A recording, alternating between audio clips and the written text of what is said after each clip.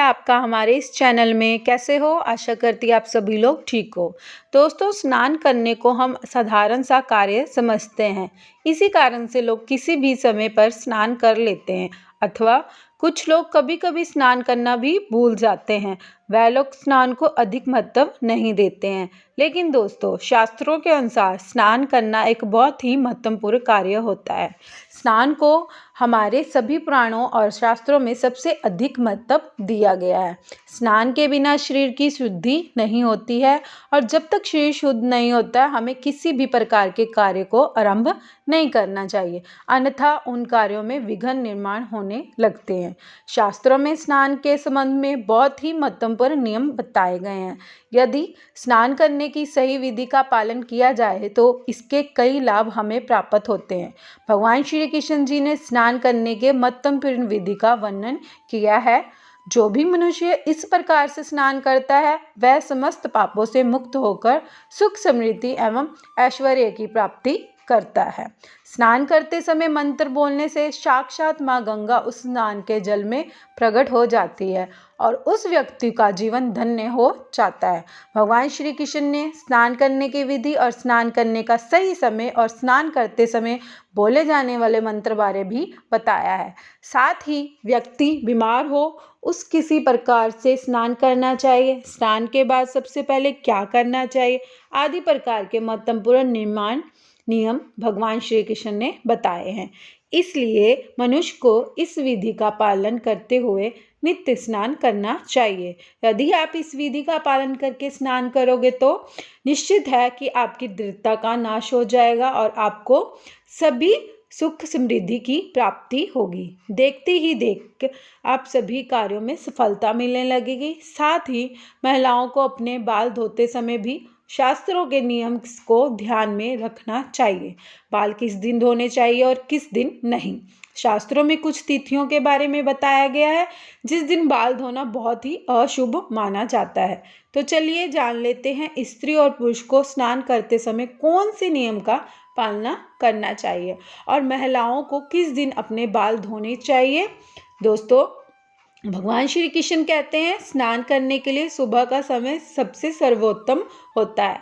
प्रातःकाल स्नान करने के पश्चात मनुष्य शुद्ध होकर जब पूजा पाठ आदि समस्त शुभ कार्यों का योग बनाता है, स्नान किए बगैर किसी भी प्रकार का शुभ कार्य नहीं करना चाहिए। इससे जीवन में दुर्भाग्य आता है। श्री कृष्ण कहते हैं 9 छिद्रों वाले मनुष्य के शरीर में दिन रात गंदगी निकलती रहती है, इसलिए नित्य शुद्ध करना आवश्यक होता है। कृष्ण जी कहते हैं यदि संभव हो तो शुद्ध तीर्थों में स्नान करना चाहिए, क्योंकि ये मल पूर्ण शरीर शुद्ध तीर्थ में स्नान करने से शुद्ध हो जाता है। यदि ऐसा संभव ना हो तो शुद्ध जल से ही स्नान करना चाहिए। जो मनुष्य नित्य प्रातःकाल में स्नान करता है उसके पास दृष्ट शक्तियां नहीं आती, उस पर कभी बुरी नज़र का और नकारात्मक शक्तियों का प्रभाव ही पड़ता है। साथ ही उसके पापों का नाश होकर उसे पुण्य की प्राप्ति होती है। रोज स्नान करने से मनुष्य की सौंदर्य, तेज, बल, पवित्रता, लंबी आयु, आरोग्य, बुरे संपन्न का नाश, ताप और मेद से 10 गुणों प्राप्त होते हैं और मनुष्य संसार की कृति का पता है।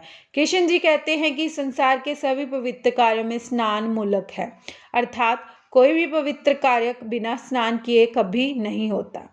स्नान ना करने वाले मनुष्य के पास लक्ष्मी कभी नहीं आती है, उसका बाल भी नष्ट हो जाता है और वह नाना प्रकार के रोगों से ग्रसित हो जाता है।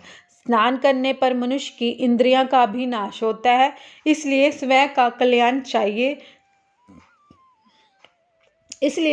कल्याण चाहने वाले व्यक्ति को रोज स्नान जरूरी करना चाहिए। श्री कृष्ण जी का कहना है कि जब हम रात को सोते हैं तो हमारे मुख से लार, पसीना, मल आदि अपवित्र पदार्थ होते हैं, जिससे हमारे शरीर की अवित्रता हो जाता है।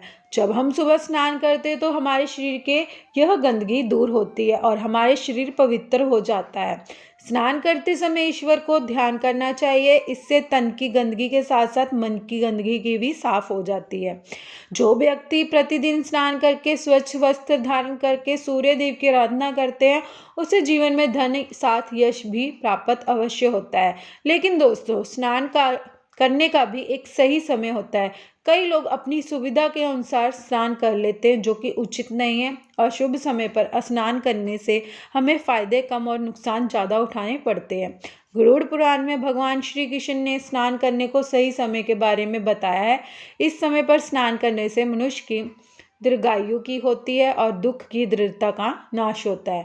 सबसे पहले हम जानते हैं स्नान कितने प्रकार के होते हैं, और शास्त्रों के अनुसार ब्रह्म स्नान, देव स्नान, ऋषि स्नान, मानव स्नान और दानव स्नान यह स्नान मुख्य प्रकार के होते हैं। इन्हें समय को अनुसार वर्गीकृत किया गया है। हमारे शास्त्रों में ब्रह्म मुहूर्त किए जाने वाले स्नान को सर्वश्रेष्ठ माना गया है। ब्रह्म मुहूर्त में यानी कि रात्रि के अंतिम पहर और सूर्योदय के ठीक 1.5 या 2 घंटे पहले का समय होता है, यानी कि साधारण सी सुबह 4 से 5:30 तक का समय ब्रह्म मुहूर्त कहा जाता है। शास्त्रों में यह समय दिन का सर्वश्रेष्ठ समय माना जाता है, क्योंकि इस समय पर वातावरण में अद्भुत और चमत्कारी ऊर्जा होती है। यही समय देवताओं का समय होता है, और देवताओं का स्मरण करते हुए ब्रह्म मुहूर्त में किए जाने वाले ब्रह्म स्नान को सर्वश्रेष्ठ माना गया है।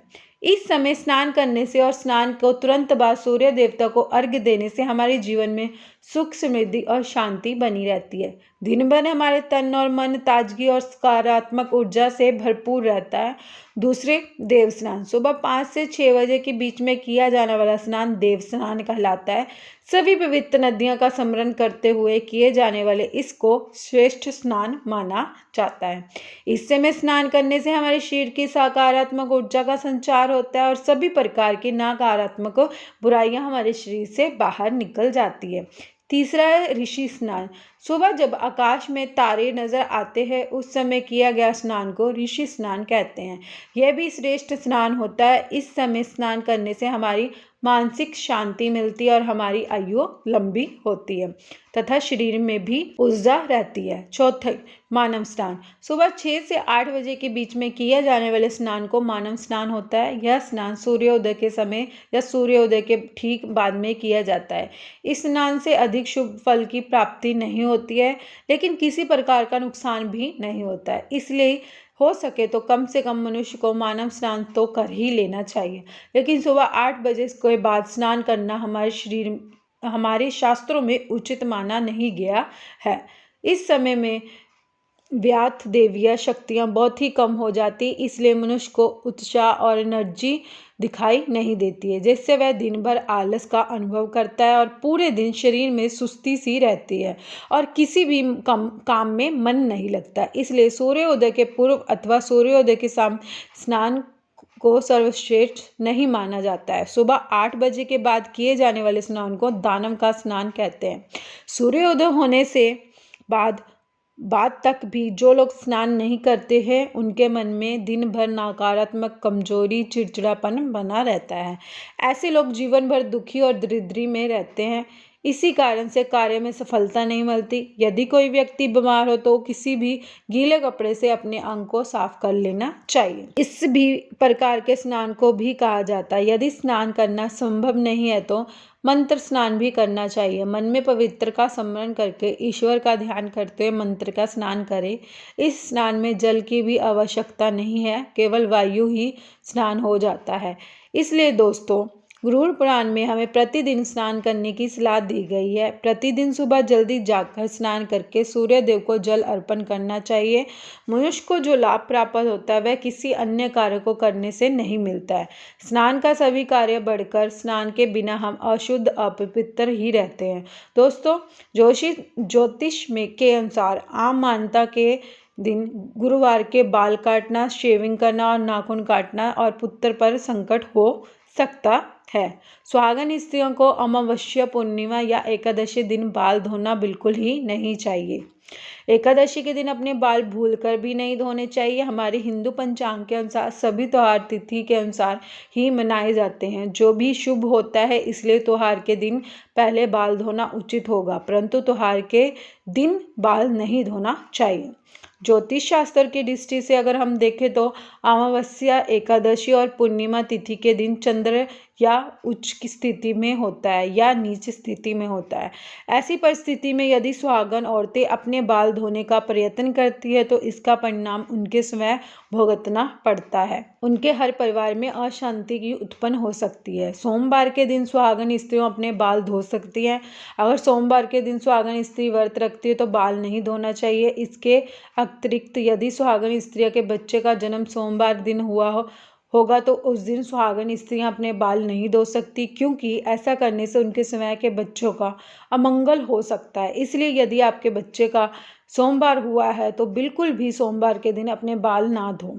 इससे आपके बच्चे पर बुरा असर पड़ सकता है, उसके स्वास्थ्य बिगड़ सकता है। यदि आपके बच्चे को जन्म सोमवार नहीं हुआ है, पलाश फूल के पत्ते को पानी में मिलाकर उसे जल के अपने बाल धोए। इससे आपके घर में शांति बनी रहेगी और आपका स्वास्थ्य भी अच्छा होगा।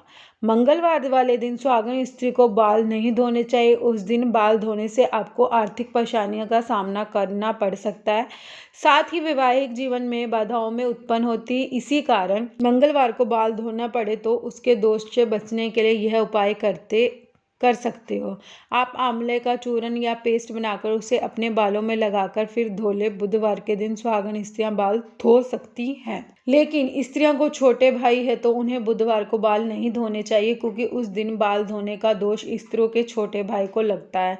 इससे बचने के लिए आप वरुण देव या फिर बुधवार स्वामी श्री गणेश की आराधना कर सकते हैं। और गुरुवार के दिन सुहागन स्त्रियां नहीं किसी पुरुष को भी अपने बाल नहीं धोने चाहिए।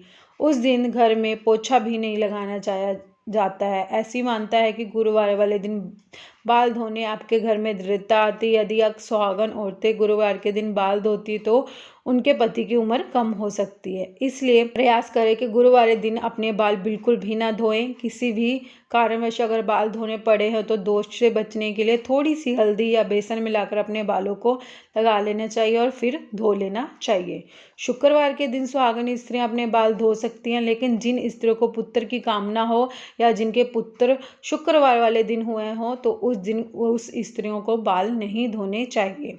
अगर अनिवार्य कारण बाल धोने पड़े तो उसके लिए आपको बाल में थोड़ा सा दही लगा लेने चाहिए, फिर उसके बाल धोने चाहिए।